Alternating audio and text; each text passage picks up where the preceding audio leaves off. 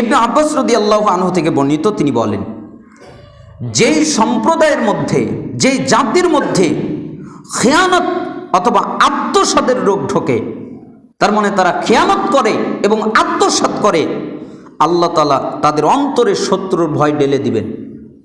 তার মানে তারা শত্রুকে ভয় করবে। কেন?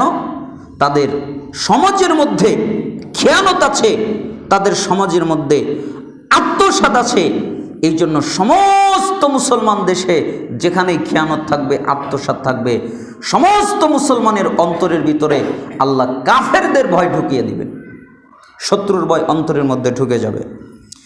যেই সম্প্রদায়ের মধ্যে জিনা ব্যভিচার বিস্তার লাভ করবে, জিনা ব্যভিচারের কোনো অভাব নাই, এমন অবস্থা হবে, তখন তাদের মধ্যে মৃতের সংখ্যা বাড়তে থাকবে। খালি মানুষ মারা যাবে, একজন আরেকজনকে মারবে, খুনাখুনি হবে, মানুষ মৃত্যুবরণ করবে, হাজার হাজার মানুষ, লক্ষ লক্ষ মানুষ মারা যাবে, মৃত্যুবরণ করবে। কেন? যখন জিনা ব্যভিচার বিস্তার লাভ করবে। আর বাংলাদেশের অধিকাংশ যুবক যুবতী জিনার সাথে সম্পৃক্ত। দেখেন, অনেক যুবতী বিয়ের পরে তার স্বামীর কাছে সতীত্ব তুলে দিতে ব্যর্থ। কেন? তার স্কুল জীবনে, কলেজ জীবনে, ভার্সিটির জীবনে তার সতীত্ব সে নষ্ট করে ফেলেছে। তার মানে অধিকাংশ, বাংলাদেশ নয়, পৃথিবীর সমস্ত দেশে জিনাটা বেশি। এই জন্য মৃতের সংখ্যাটা দিন দিন বাড়তে থাকবে, তার মানে কমবে না।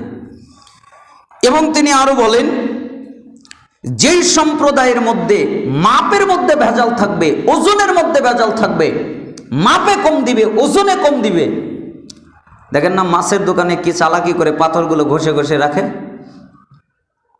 অন্য অন্য জায়গায় কত চালাকি করে কোনো কিছু দিয়ে পালাটাকে ভারী করে রাখে, কতভাবে মিটারে, যে মিটারেও কারসাজি করে, আগের থেকে টাইম সেট করে কিছু কমতি করে রাখে।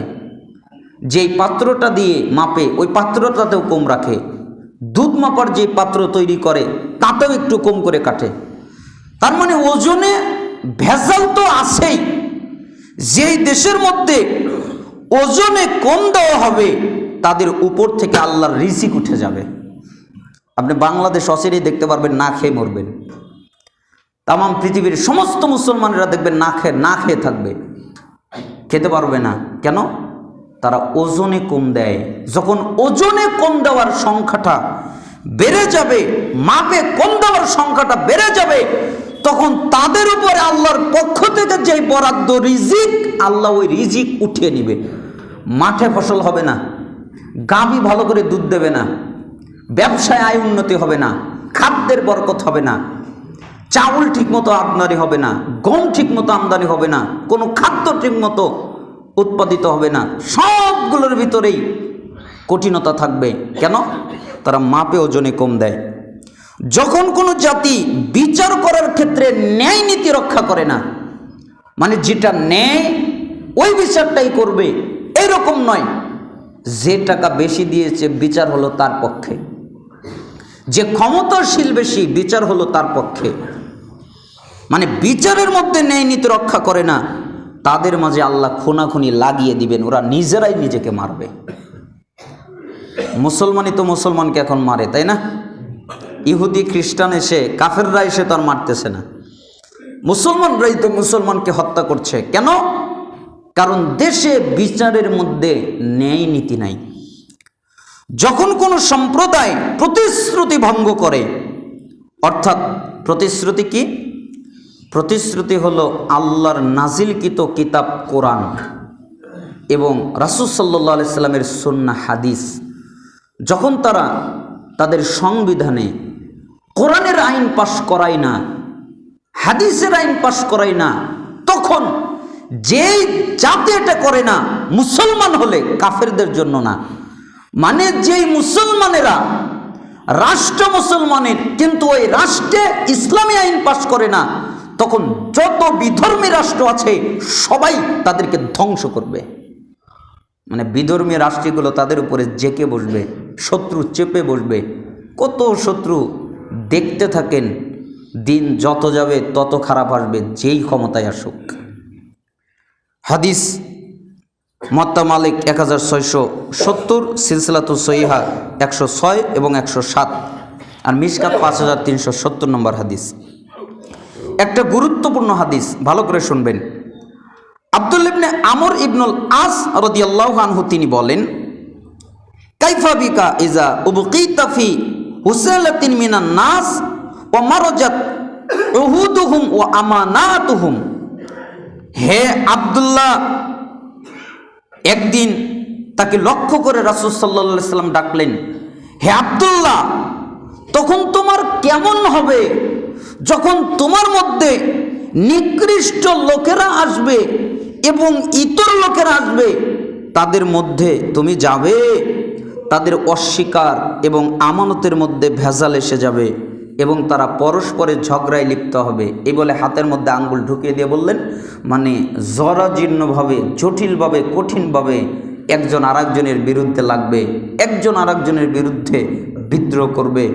আব্দুল্লাহ, তখন তোমার কেমন হবে? আমানত রক্ষা করা হবে না, খেয়ানত করা হবে। ইতর নিকৃষ্ট লোকদের মধ্যে তুমি যাবে, ওরা কেউ ভালো নয়, অধিকাংশই হলো ইতর, অধিকাংশই হলো নিকৃষ্ট, খারাপ। তুমি কি করবে? তখন আব্দুল্লাহ সাহাবী, খুব চালাক, তাই তিনি বললেন যে আল্লাহু ওয়া রাসূলুহু আলাম, আমার কর্তব্য কি হবে এই ব্যাপারে আল্লাহই ভালো জানেন এবং রাসূলই ভালো জানেন। কে ভালো জানেন? আল্লাহ এবং তার রাসূল। তা আপনিই বলে দেন আমি কি করব, আমার কি করা উচিত? তখন তিনি বললেন, শোনো, তখন আমার কর্তব্য কি হবে আমাকে তা আদেশ দিন। তখন রাসূল সাল্লাল্লাহু আলাইহি ওয়াসাল্লাম বললেন, শোনো, যেই কাজটা তুমি সত্য এবং ভালো বলে জানো, তুমি একা ওটাই করবে।